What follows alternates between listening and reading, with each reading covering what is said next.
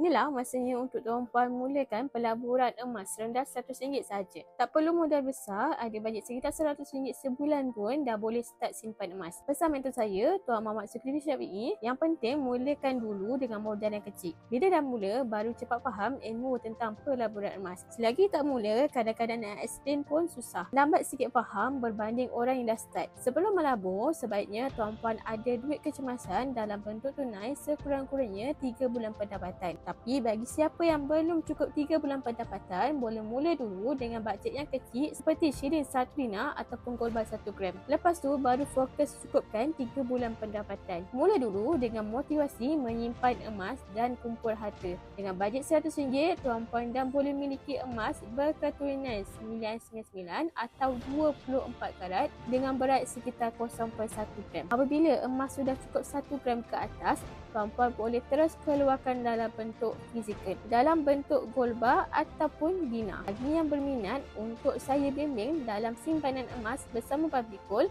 rujuk pin video saya atau klik link di bio untuk saya bantu sebaiknya. Jangan lupa untuk follow untuk lebih lagi ilmu emas dan kewangan.